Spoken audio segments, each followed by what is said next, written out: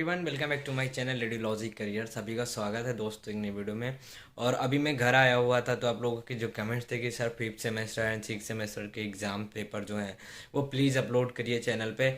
तो आज की वीडियो वन बाय वन जो अपलोड होगी fifth semester six semester and जो प्रीवियस कुछ पेपर पेंडिंग रह गए हैं वो सारे पेपर दूंगा।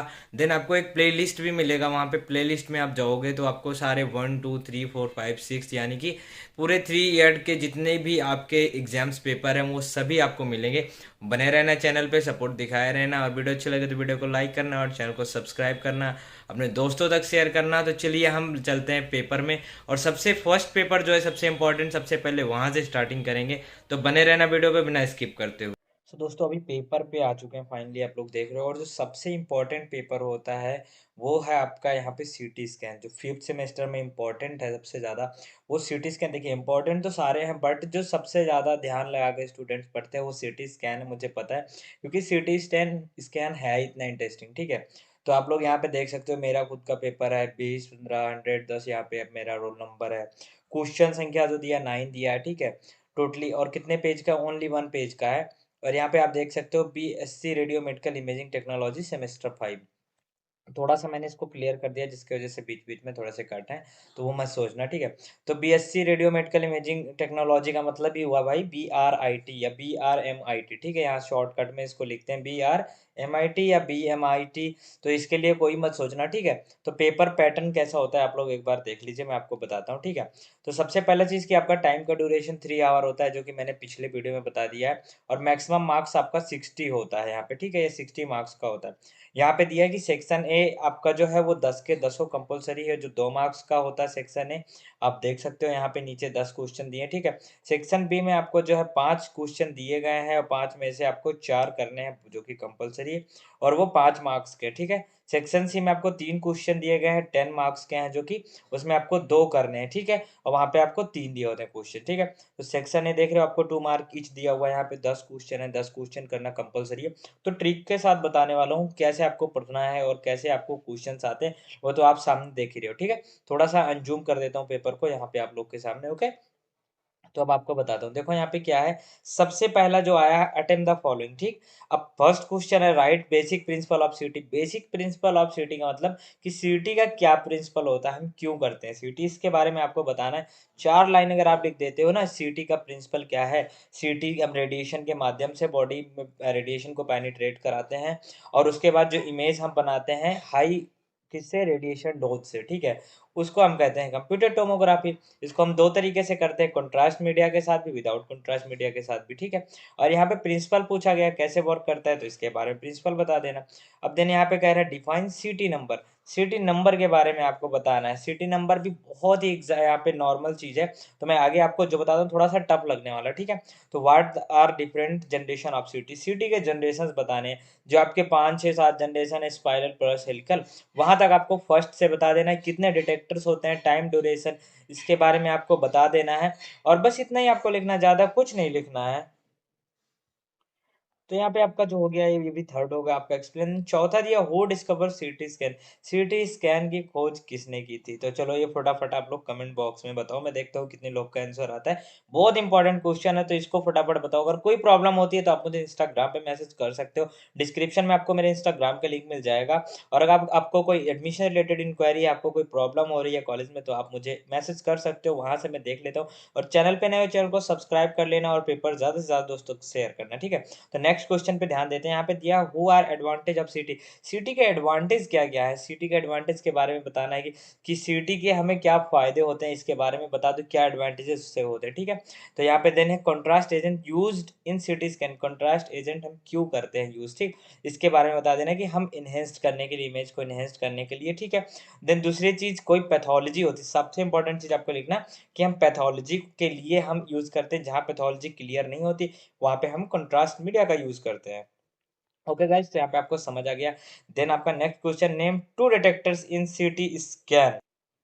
तो टू डिटेक्टर्स के नाम पूछा जो कि बहुत ही ज़्यादा सिंपल है। आप लोग कमेंट बॉक्स में बताओ इन दोनों आंसर को, मैं देखता हूँ कितने लोग कमेंट्स करते हैं। ठीक है, तो चलो नेक्स्ट बता देता हूँ आपको मैं। यहाँ पे write down the clinical indication of सीटी चेस्ट। क्लिनिकल इंडिकेशन सीटी चेस्ट का क्या क्या इंडिकेशन होता है, ठीक है, कि हम सीटी चेस्ट को करना चाहते हैं। तो इसके लिए पेशेंट को जैसे कि खांसी आता है, बहुत ज़्यादा बलगम आता है, तो ये क्लिनिकल इंडिकेशन हो गया। आप इसके बारे में एक्सप्लेन कर सकते हो। और जहाँ तक की बात है कि ये कितना लिखना है, तो 2 मार्क्स का क्वेश्चन है, तो आप 4 से 5 लाइन 6 लाइन में लिख सकते हो आराम से, बहुत अच्छे तरीके से। आपका कॉन्सेप्ट क्लियर होना चाहिए, आपको मार्क्स आसानी से मिल जाएंगे। ठीक है, देन नेक्स्ट क्वेश्चन यहाँ पे आपका आ गया, देखिए या write about any two artifacts in CT में। तो आर्टिफैक्ट्स की बात आ गई, तो मैंने आपको रील्स में भी दिखाया था, आपको पता है रिंग आर्टिफैक्ट्स होते हैं, नॉइज आर्टिफैक्ट्स होते हैं, ठीक है, ब्लर आर्टिफैक्ट्स होते हैं। तो दो नाम आपको लिख देना, 2 नंबर मिल गए भाई, सिंपल सी बात है, आप समझ गए। यहाँ पे write down the contraindication of city head. City head का कॉन्ट्रा इंडिकेशन क्या होता है, इसके बारे में बताना है। ठीक है, तो इसके बारे में भी आप एक्सप्लेन कर दो 4 से 5 लाइन में, देन हो गया। अब आ जाते हैं सेक्शन बी में। सेक्शन बी में आप देख सकते हो यहाँ पे 5 क्वेश्चन दिए गए हैं, और 5 क्वेश्चन में से आपको सिर्फ 4 करने हैं। ठीक है, तो 4 में चलो बताता हूँ फटाफट, वीडियो बड़ी हो जाएगी, और जिन्होंने अभी तक सब्सक्राइब नहीं किया सब्सक्राइब कर लेना भाई। ठीक है, तो नेक्स्ट देखो यहाँ पे क्या है, एक्सप्लेन क्या लिखा है, स्किंटिलेशन डिटेक्टर यूज्ड इन सीटी। से स्किंटिलेशन डिटेक्टर का यूज जो करते हैं, जैसे स्किंटिलेशन डिटेक्टर का यूज हम हाई रेडिएशन डोज के लिए करते हैं। ठीक है, तो इसके बारे में आपको यहाँ बताना है, बट आपको ध्यान देना कि ये 5 मार्क्स वाले क्वेश्चन है, तो यहाँ पे आपको 10 लाइन से ज्यादा है, यानी कि आप उसके बारे में जितना ज्यादा जानते हो, हाफ पेज कर सकते हो तो हाफ पेज कर दो। ठीक है, अब बहुत लोग कहते हैं नहीं फर्स्ट मुझे समझ नहीं आ रहा, तो चलो सेकंड देख लेते हैं भाई। फिफ्थ जनरेशन के बारे में आपको बताना है। फिफ्थ जनरेशन में क्या है, आपको स्पाइरल प्लस हेलिकल मिलता है कि नहीं मिलता, कितने डिटेक्टर्स आते हैं यहाँ पे, और क्या टाइम ड्यूरेशन होता है, और कितनी एक्सपेंसिव मशीन होती है, इसके बारे में आपको बता देना है। आपका फिफ्थ जनरेशन हो गया। ठीक है, नेक्स्ट आपका यहाँ पे एक्सप्लेन स्पाइरल सिटी है। देखिए अभी स्पाइरल प्लस हेलिकल की बात करता हूँ।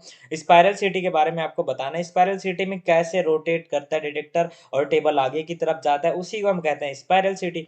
तो इसके बारे में आपको एक्सप्लेन कर देना, हो गया 5 मार्क्स आपका यहाँ पे। देन आपका एक्सपायरल city, explain city artifact, sorry यहाँ पे एक्सप्लेन लिखा हुआ है, तो सिटी आर्टिफैक्ट्स के बारे में, जैसे कि मैंने पहले आपको 2-3 आर्टिफैक्ट्स बता दिया है, तो 5 नंबर का है, तो आप 6-7 आर्टिफैक्ट्स बता दो इसी तरह। Blur artifact, noise artifact, ring artifact, then यहाँ पे मोशन आर्टिफैक्ट, तो बहुत कुछ होता है, ये सब आप लिख सकते हो।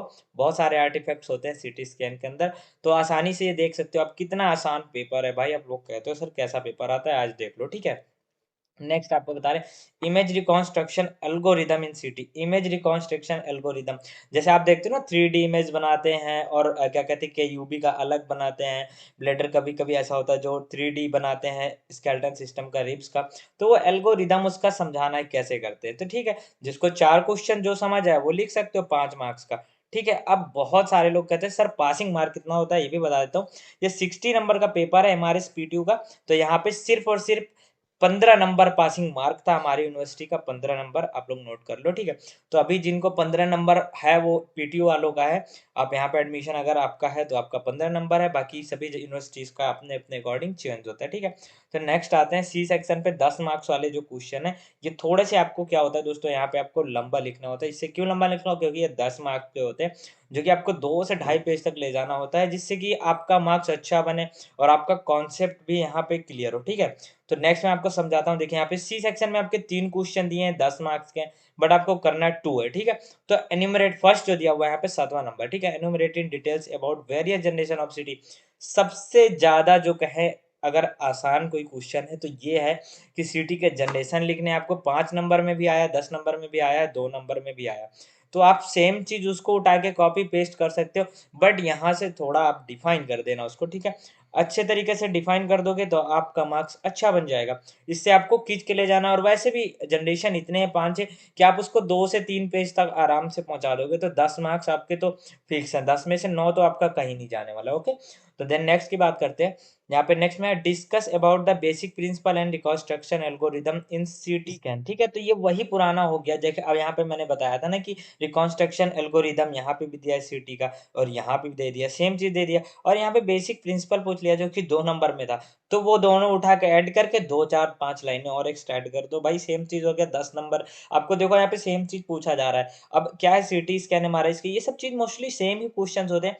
और आपको एक बात और बता दूं, 20 से 40% पेपर हर साल जो होता है रिपीट होता है, तो ये चीज आप ध्यान में रखना, पुराने पेपर को जरूर सॉल्व करके जाना। ठीक है, classify the CT contrast agent and note on the 10 various route of administration and management of contrast reaction. यहाँ पे कह रहा है ना कि क्लासिफाई करना है किसको, सिटी कंट्रास्ट एजेंट को।